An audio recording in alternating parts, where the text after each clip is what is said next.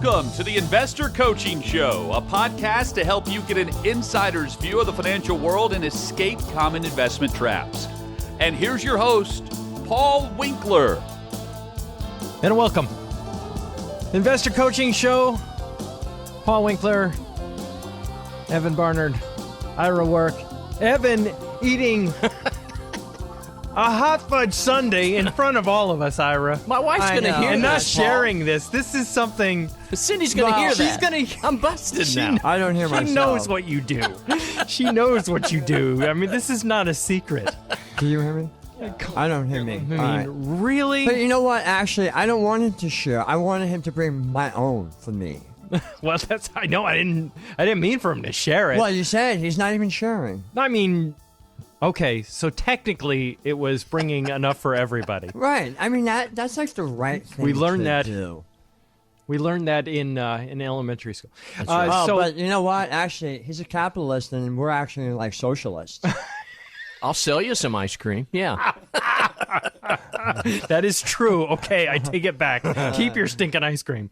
Okay, so there's a lot of things going on in the world of finance. 401k limits, you guys see that? Going up significantly. I missed that news. Biggest move ever in 401k contribution limit increases. That's why I listen to the show. So is that why? Okay, so $2,000 increase in 401k contributions to $22,500. Uh-huh. And then the catch-up contribution is going to go to $6,500. And, you know, that's the thing I was really happy that they did right there. Because at least it's a round number. You know, $22,000 plus, you know, so $29,000 rather than being, because they raised the catch-up contribution by $500 or whatever. Because, if it's $22,500, and if you still had a $6,000 catch-up contribution, you'd have to be going, $28,500, oh, man. At least they raised the catch-up contribution by $500, so that makes it an even number. Yeah. IRA limits going up as well. IRA limits going up to $6,500 from the current $6,000. Yeah. Catch-up contribution, if you're over age 50 and you want to put a little bit more in, you know, that's still going to be $1,000. So they're not being quite as nice in making that a round number. Then they also increase, they're pretty significant. You know how you have, if you work and you're working for a company and you want to put 401k money away, and of course if you do that, or if your employer contributes on your behalf, then you have limited amounts of money that you can put into IRAs if you can put it in, because they got, you know, the cutoffs. Well, they changed those too. They were $68,000 and $78,000, and they increased it to $73,000. So about $5,000, not about, it is $5,000 more, to $83,000. So basically, if your income is above that second number, you got a 401k, you're single, you can't put the money in a traditional IRA as well. And deduct it.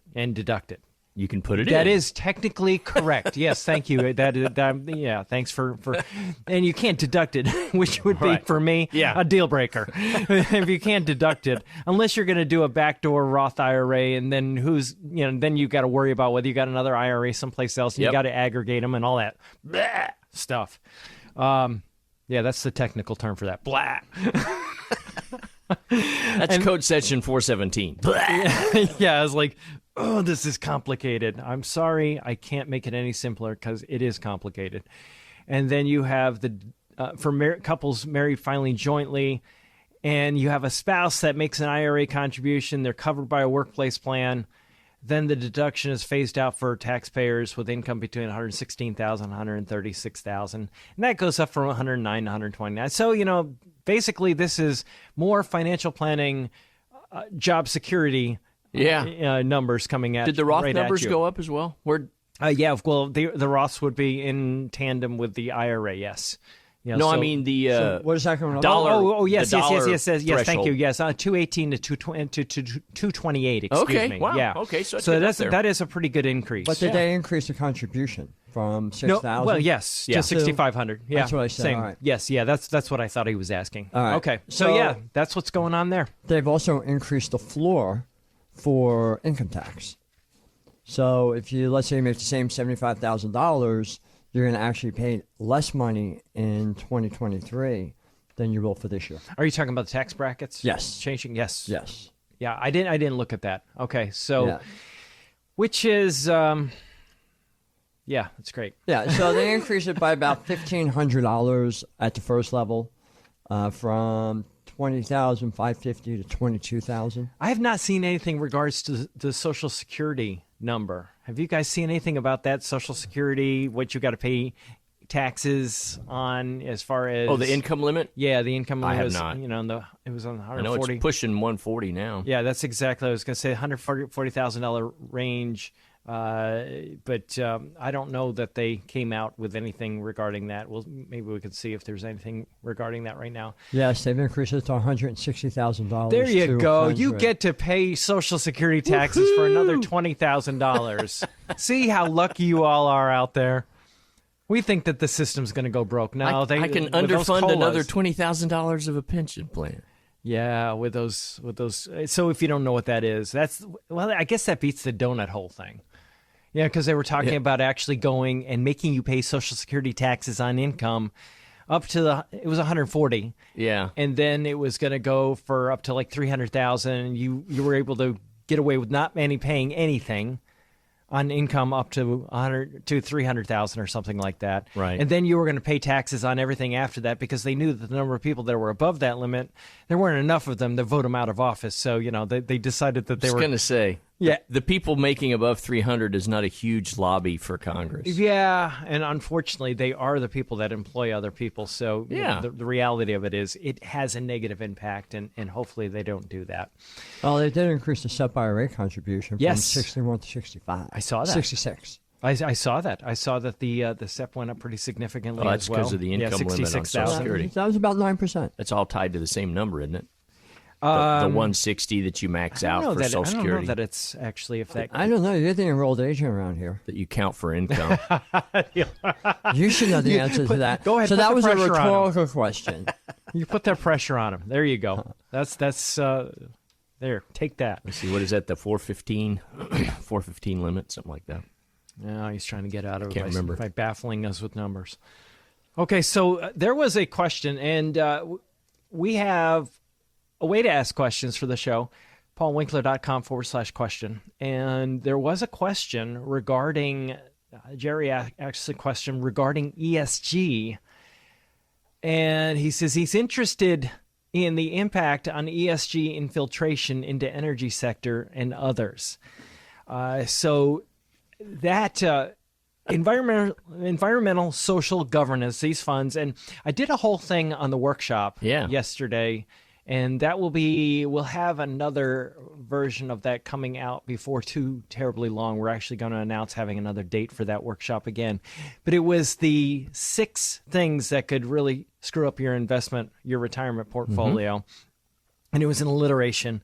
And I was just basically trying to get really creative, coming up with, okay, what are all the things that start with a letter? What R words can I use? Yeah, exactly. What R words can I use? Recession, interest rates, re-election, and then there was revelation. There was let's see, Russia was another one. Yeah, and I can't even think of the last one. That's pathetic. Risk something maybe. It was responsible investing. That's what we're talking about. ESG. Yeah. Responsible. I was like, how did I do that? Okay, I pulled it off with another R. So really, a big attendance on that. Thanks everybody that jumped into that particular workshop, and we had some really great feedback on that. So hence, we will do that again in the near future. If you want to find out more about that, you just kind of keep track of our website, paulwinkler.com, and we'll announce when I'm going to do that again. But one of the things we talked about is ESG. Responsible investing. And, this idea that I'm going to do good with my money. And what I did is I said, okay, let's see about doing good with our money, how well it does for you. And I've talked about that before. There are articles about how you can do good, but you don't necessarily do well. Right. It was one of the articles from the Wall Street Journal I recall talking about. But in just virtually every time period. And when I went and screened for ESG, and just did a broad spectrum screening for ESG. Are these funds being marketed, or are they passing some test as far as being environmentally, socially, or governance responsible, so to speak? you had lower returns in virtually every time period. And it wasn't just large U.S. stocks. Now, I only talked about large U.S. stocks in the workshop, but other asset categories as well. Right. It wasn't so good. But here's an interesting question that Jerry's asking, because the issue is this problematic for companies? And the answer is actually yes. I asked Scott in here, I said, can you go do some, here's what I'm looking for, Mr. Research, vast research staff guy. He's good. Scott went and did some research on it. Mm-hmm. And what he found was that there was indeed a U.S. SIF Foundation 2020 report on U.S. sustainable and impact investing trends. And as of the year 2019, 1 out of every $3 under professional management is being managed according to sustainability metrics. So basically, 1 in 3 investors are getting hosed with bad returns. Number one. Okay, so 1 in 3. Uh-huh. Okay, so now take that the step further and say, but how's this impacted? So we've already established that the returns have been lower with the ESG funds. This is telling us that a lot of people are getting sucked into this. Now it says the study found that companies with high ESG scores experienced lower costs of capital, lower equity costs, and lower debt costs compared to companies with poor ESG scores. So in essence, what we're seeing is that these companies, if they want to use your money, if they don't measure up to the standard, they actually have to pay more to use your money. So from an investing standpoint, you get higher returns is basically what that is in English, for an investor. But that is problematic for a company. Because if you are a company, you want access to capital as cheaply as you can get it to operate your business. But it's interesting. You look at this and go, what kind of a problem is this? Well, the problem really comes down to, yes, they've got to pay more to use your money, but they are not having to jump through the hoops as companies that other companies that are compliant, so to speak, are having to jump through. Right. So therefore, can it just be that it's worth it for them to pay the extra money to use people's money because they can be more profitable because they're not having to do stupid stuff to jump through hoops to be compliant with these standards that you could go and have a change in Congress, a change in presidency a couple of years from now, and it all changes back and you don't need to go through all of these hoops. Right. But the reality, if you think about it, if you have the ability, you just go, oh, I'm an oil company. Yeah, you know what? And you look at it, why aren't the oil companies producing oil? It's not because their cost of capital is higher. It's just because they're looking at it and going, why do it if we are going to get penalized for producing oil? Why would we go through the effort of pulling oil out of the ground and doing everything that we can do to lower the cost of energy when all we're going to do is get penalized, and we put all this money into capital, into structures, and into research, and into putting together all the infrastructure that it takes to drill and bring oil out of the ground and bring it to the consumer. Why are we going to do that if we are going to be told later on, once the election is over, that you can't do this anymore? Yeah, it doesn't make any sense. Well, I look at that more as an operational cost. Because we don't talk about this a lot. We use the term cost of capital, and that's what you need to have a return expectation for your investment, whether it's a stock, bond, whatever. You got to pay to use other people's money. Correct. But I'm buying your stock in an energy company. Right. I'm not buying stock from Exxon, and Exxon is trying to, change something.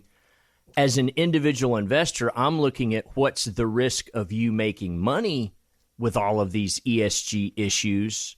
Correct. And so I build that in for myself. That doesn't necessarily, to me, it doesn't change.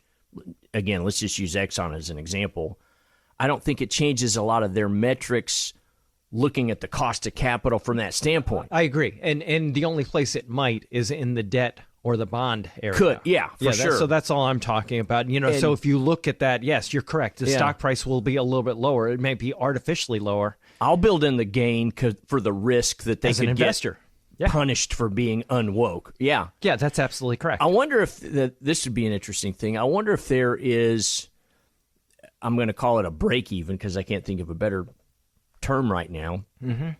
Almost like a Laffer curve of, okay, at what point do I have a percentage of being ESG and I give up X amount of revenue? I think that's to come out with this. Another way of saying what I okay, was here's saying. the efficient frontier of social investing. Sure. I can make more money. Right. So therefore, I'm willing to pay more to use your capital through your bonds. I'm willing to pay more because I can make more money and I can easily make those debt payments. But if I go too far, and start then I'm going to start losing punishing money. puppies on the internet or something. Right, yeah. You know, now I'm losing profitability. Well, There's then it's just bad business. Right, yeah, it's just, no doubt about it. Exactly. Then you're dealing with legislative issues. Sure. At that particular people are probably going to have a puppy. We can't abuse puppies, though. No, we're not going to have a law that. against that? No, there is going to be a law against that. So, it's an interesting question, Jerry. It's hard to put a number on that, but that is, as an investor, I guess one of the things you could say is that does not drive my investing behavior. It's not going to change my investing behavior because these companies have to pay more to use money, because the reality of it is, like Evan said, when we're talking about stocks, the stock price will just be artificially low right now for the extra risk that investors are looking at that they have to take in that particular area will require or will cause them to require a higher expected return. Yes. And the only way you do that is reduce the price that you're paying for every dollar of earnings. And therefore, it's already built into the mix right now because ESG has been around for a long, long time. If you're a bond investor, that could be a different deal. But as an investor, what I'm not going to be doing is I'm not going to be using the type of bonds that would be affected by this anyway, which you would find more in junk bonds or high yield bonds. I wouldn't be using those types of bonds in an investment portfolio. So it's a non-issue when it comes to the bond portfolio in my mind. Okay. I think there's another there's another element in Jerry's question. All right, go. Is, you talk a lot about the human desire to have a prediction about the future. We just desire that. Sure. And so if you get the answer to that question is, okay, maybe I should get in or get out of energy stocks because fill in the blank. Yeah. Whatever the effect is, it's already in the price. That's so right. whether we had a number we agreed on, the other 8 billion people that are participants in the market have factored in whatever they think it's going to be, and it's already in the price. There's no advantage to coming up with that number. Yeah, exactly. That's a good point. All right, you're listening to, and thanks for that question. If you've got a question like that, and you just want to hear us philosophize on the air about that, I love talking about this kind of. It's just kind of flying by the seat of your pants and saying, okay, let's think through this. You can go to paulwinkler.com/question and just send it to us. Send away, and we will let you know. If you're not listening when we actually cover the question, we do send you a copy of the answer, so that you can check it out for yourself. You're listening to the Investor Coaching Show right here on Super Talk 99.7 WTN. Paul Winkler, Evan Barnard, and Ira Work will be back right after this.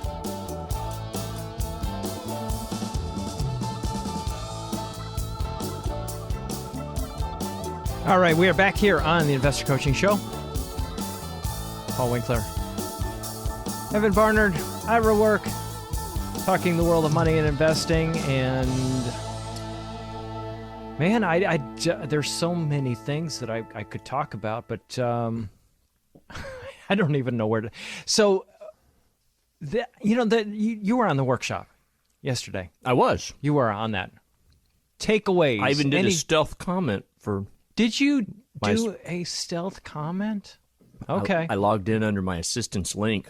Oh, so that was you. That wasn't Brenda. Okay. So that was you that was answering the question somebody had asked. Yeah, it was one of my clients. Okay. All right. Right. Yeah, very good. Yeah, so that the workshop, I think the main thing that we need to keep in mind about markets is that downturns are just part of the deal. It is so normal. One of the things we go back through and look at, and if you want to see it, we'll be doing it again. The whole worry that we have about re-elections, we have about Democrat versus Republican, it gets overblown, quite frankly. Recessions gets overblown. If you look at recessions and market returns throughout history, the overall return's positive. Even if you were investing at the very beginning of the recession, all the way to the end of the recession, you just look at that period of time that we were in a recession, the market returns are still positive overall throughout history. It's just, you would never think that. Right. Especially if you go and just say, I am just going to invest and I'm going to start investing right the day that the recession starts. And you would never think in a million years that would be a positive winning investing strategy. Correct. That just seems totally outlandish. I think, but it's the way it is. It was a good, for whatever new person was there, it was, great information to drive that point home. But for existing clients and so forth, we talk a lot about, hey, just because you are worried about the economy doesn't mean the market is going to behave the same way. And we had that conversation. But I think that was probably one of the more helpful aspects of that webinar is just the data of showing recession doesn't equal bad market. Right. And, kind of to your point, even if you invest during the start of each recession, it'd still be a positive strategy. Right. But you just don't, it was good to kind of have that visual of, okay, here's the recession over this period of time. Oh, here's what the market did. And I think the other thing that really struck me was the recessions I've forgotten about. Oh, yeah. Yeah, there were a lot of them.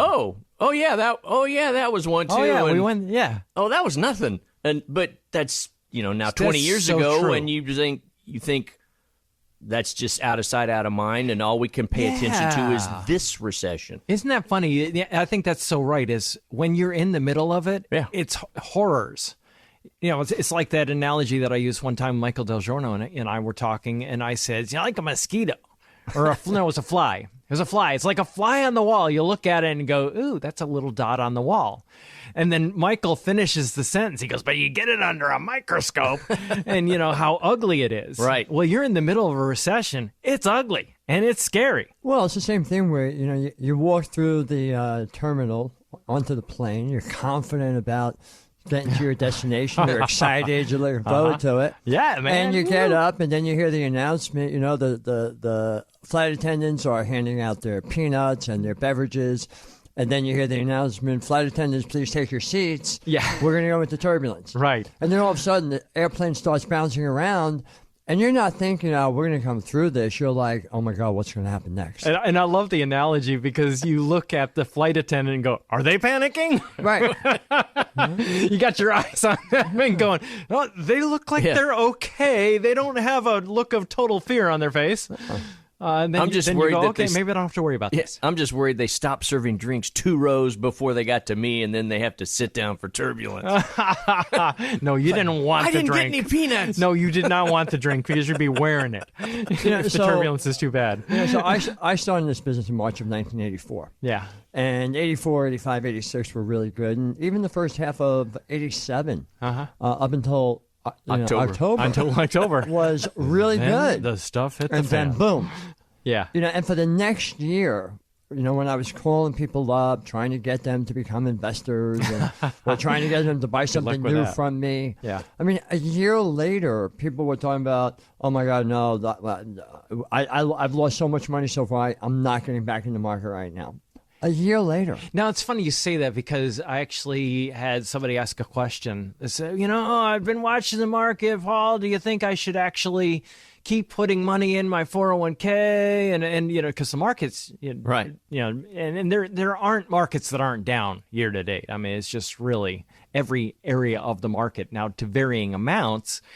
But in reality, there isn't a stock section of the stock market that isn't down year to date. And the question is, do I stop making contributions? And I go, well, no, you're actually buying more shares when the market's down. This is the time you ought to be going, I can't wait to be investing more money. Oh, I had a client come in yesterday to fund into both his and his wife's retirement, their IRAs. Mm-hmm. And he gave me 2 checks, and he said, now, is this really a good time? Should I be putting more money in? So I know that he's a pilot. And, when he just recently, over the last 3 years, he's worked on getting his certifications. Just got a really good job, just got checked out for Learjet.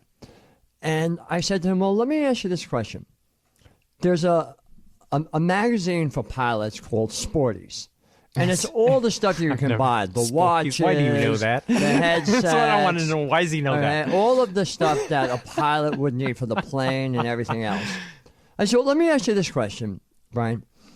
If Sporty sent you a new booklet that said, for a short period only, everything is going to be 30% higher, Right. would you buy anything? No. He said, no. I said, what if it said, everything on our website is marked down 30%? He said, oh, I'd be looking to see what I can buy. I said, so now's a good time to invest. Yeah. Well, and just for the record, we're not talking about going in market timing and putting more money in, but, just stopping your contributions. Right. Right. Because I want to be clear here. You're not putting money in that's your emergency fund because the market's okay, so don't No. I'm talking, but like you said, is it a good time to put money into my 401k? Yeah, it is. I mean, but he's talking about discontinuing, right? I mean, do you discontinue it? No, it's on sale. I wouldn't discontinue contributions. I remember when we were selling stocks and, when, $1 stock and went up to $2. Then it went back down. And it'd be like, well, if you loved it at $2, you got to love it even more at $1.50. Yeah, that's right. Yeah, so, that is a common question that we find. People start to slow down their contribution. Now, if you need money for emergencies, let me be clear, and you don't have a good emergency fund portfolio or something like that, and you don't have that set up where you have cash on the sidelines to meet those short-term needs, you want to make sure that you have that. But just changing your regular contributions because the market's down, that's why you don't do that. Because markets being lower, you buy more shares. It's called dollar cost averaging, and it actually works in your favor over the long run.